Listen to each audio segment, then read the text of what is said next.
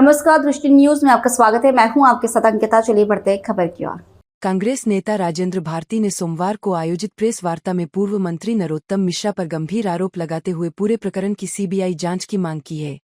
Press वार्ता में भारती ने बताया कि वर्ष 2008 में डबरा विधानसभा सीट अनुसूचित जाति (SC) के लिए आरक्षित होने के बाद मिश्रा दतिया से चुनाव लड़ने पहुंचे थे। इस दौरान कथित रूप से निर्वाचन आचार संहिता का उल्लंघन हुआ, जिसके चलते उनके खिलाफ 5 प्रकरण दर्ज किए गए।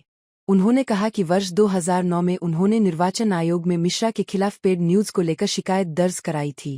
इसके बाद नामांकन के साथ दिए गए शपथ पत्र एफिडेविट के आधार पर कानूनी कार्रवाई शुरू हुई। भारती का आरोप है कि इसके बाद उनके और उनके परिवार तथा कांग्रेस कार्यकर्ताओं के खिलाफ राजनीतिक दुर्भावना के चलते षड्यंत्रपूर्वक कार्रवाई की गई, व्यवसाय बंद कराए गए और झूठे मामले दर्ज किए गए। भारती ने दावा किया कि 2013 के विधानसभा चुनाव से पहले भोपाल के 4 इमली क्षेत्र में उनकी मिश्रा से मुलाकात हुई थी, जहां शिकायत वापस लेने के लिए दबाव बनाया गया। उन्होंने आरोप लगाया कि उन्हें करोड़ों रुपए का प्रलोभन दिया गया और झूठे मामलों में फंसाने की धमकी भी दी गई। उन्होंने यह भी आरोप लगाया कि भूमि विकास बैंक से जुड़े एक एफडी प्रकरण में राजनीतिक दबाव डालकर तथ्यों को तोड़मरोड़ कर उनके खिलाफ कार्रवाई कराई गई।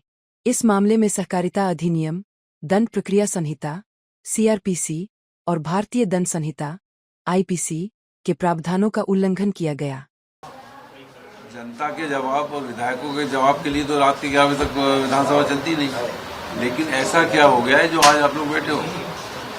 क्या मैंने कहा पता लगा था कि भारती जी की संस्था समाप्त करने का कोई वो है क्या? वो नहीं, ऐसा कुछ नहीं है।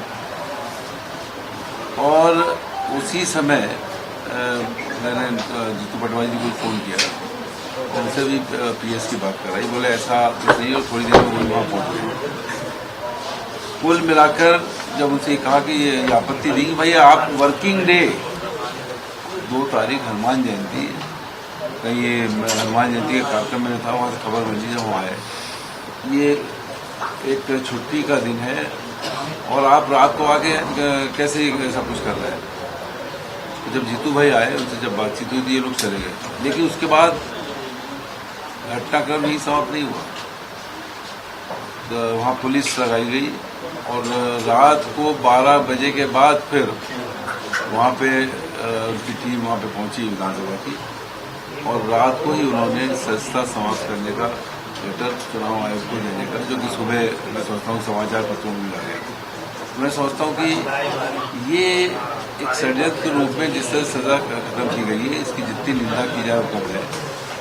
2-2.5 लाख लोगों ने जिस व्यक्ति को चुना है और वो विधानसभा में सदस्य है, इस तरह से संस्था रातों रात खत्म करना, इस पर हमने आपत्ति की। और मैं एक चीज़ बड़ी साफ कहना चाहता हूँ, जिस तरह से राहुल गांधी जी की संस्था समाप्त की गई थी, बाद में कोर्ट के माध्यम से वो वापस सांसद बने थे, उसी तरह इस मामले में हमें कोर्ट, हाई कोर्ट या सुप्रीम कोर्ट में पूरा विश्वास है। राजेंद्र भारती जी की भी संस्था बहाल होगी और जो राज्यसभा का चुनाव होगा उसमें वोट भी डालेंगे, ऐसे हमें पूरा विश्वास है कि कानून की लड़ाई पूरी ताकत से भारतीय जी और कांग्रेस पार्टी लड़ रही है। इसका रिजल्ट आपको बहुत मिलेगा। और क्या घटनाक्रम हुआ, मैं आदरणीय राजेंद्र भारती जी से कहूँगा वो पूरा विस्तार से बताएंगे।